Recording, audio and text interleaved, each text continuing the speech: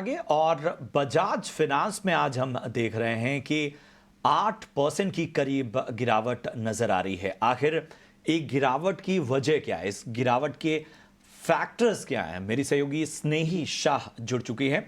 स्नेही, बताएं आखिर इस गिरावट की वजह क्या नजर आ रही है?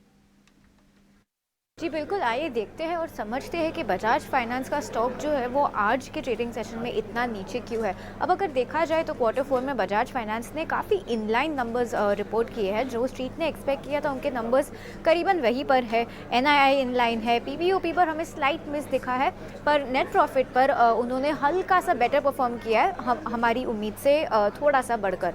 एनआईआई 8113 करोड़ है, अप 28% है। पीपीओपी भी 6400 करोड़ के आसपास आया है, 25% की बढ़ोतरी उधर भी।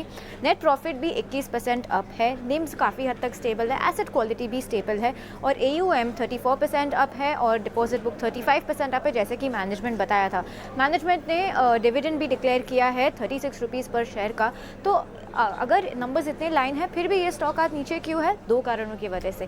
पहला है मैनेजमेंट की कमेंट्री। अगर हम देखें तो मैनेजमेंट ने बहुत ही कॉशियस कमेंट्री दी है नेक्स्ट ईयर के लिए। वो बताते हैं कि एयूएम ग्रोथ वो 26 और 28% के बीच में देखते हैं, जबकि उन्होंने 34% का ग्रोथ अभी इस साल में रिपोर्ट किया है। तो थोड़ा स्लो डाउन हम वहाँ एक्सपेक्ट कर सकते हैं। रिटर्न ऑन इक्विटी भी वो बोलते हैं कि थोड़े हद तक कम हो सकती है नेक्स्ट ईयर। 30 to 40 बिप्स का मॉडरेशन भी वो निम्स में देखते हैं आगे जाते हुए। एटलीस्ट नेक्स्ट 2 क्वार्टर्स के लिए उनका ये आउटलुक है।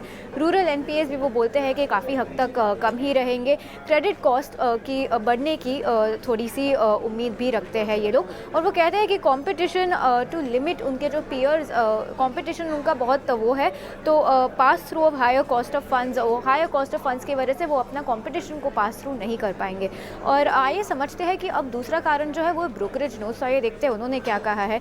जेपी मॉर्गन ने ओवरवेट रेटिंग मेंटेन किया है, टारगेट प्राइस है 8500।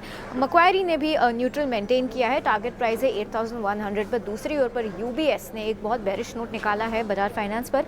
उन्होंने एक्सेल रेटिंग मेंटेन किया है 6800 के स्टॉक प्राइस के साथ। तो इनलाइन नंबर्स के बावजूद इन दोनों कारण की वजह से, मैनेजमेंट कमेंट्री और ब्रोकरेज नोट की वजह से, आज ये स्टॉक ट्रेडिंग सेशन में बहुत ही बुरी तरह से परफॉर्म कर रहा है। बिल्कुल, तो दो बड़े अहम फैक्टर जो स्नेही ने बताए। बहुत बहुत शुक्रिया करेंगे स्नेही आपका। और इन दो फैक्टर्स को देखें, एक तो मैनेजमेंट की जो कमेंट्री थी वो, उसमें एक सतर्क नज़रिया था अपने कंपनी के आगे के एयूएम और बाकी जो ग्रोथ के एवेन्यूज़ हैं उन सब को लेके एक सतर्क नज़रिया खुद कंपनी की कमेंट्री में नजर आया। दूसरा, ब्रोकरेज की रिपोर्ट और कई और अहम फैक्टर्स। सोनी, बजाज फिनांस और बजाज फिनसर्व आमतौर पे ये जो ट्विन स्टॉक हैं, ये बड़े फेवरेट रहे हैं, एक्सपर्ट्स के भी रहे हैं, क्वालिटी स्टॉक्स माने जाते हैं। लेकिन आज की गिरावट और ब्रोकरेज का जो नज़रिया है उसने थोड़ा सा बेचैन कर दिया है। मैं देख रहा हूँ यूट्यूब पे बहुत सारे हमारे दर्शकों के सवाल भी इस पे आ रहे हैं। तो बताएं क्या ताज़ा व्यू आपका बन रहा है फिलहाल बजाज फिनांस पे, बताया दीजिए, और उसके बाद बजाज फिनसर्व पे भी दे ही दीजिएगा। जी प्रशांत जी, यहाँ पे बजाज फाइनेंस पे हम देखेंगे तो काफी स्ट्रॉन्ग ब्रेकडाउन है, वॉल्यूम्स है एंड काफी वीक है। यहाँ पे 6800 का एक रेजिस्टेंस हर्डल बन गया है। सो एज लॉन्ग एज 6800 का भी क्रॉस नहीं कर पाएगा, फर्दर गिरावट आपको टुवर्ड 6600 के लेवल भी नजर आ सकते हैं। सो करंट लेवल पे अवॉइड कीजिए, फ्रेश खरीदारी की राय यहाँ पे नहीं बनती है। इनफैक्ट थोड़ा सा इसमें वेट एंड वॉच करने की सलाह रहेगी। 6600 को एक बार टेस्ट कर सकता है।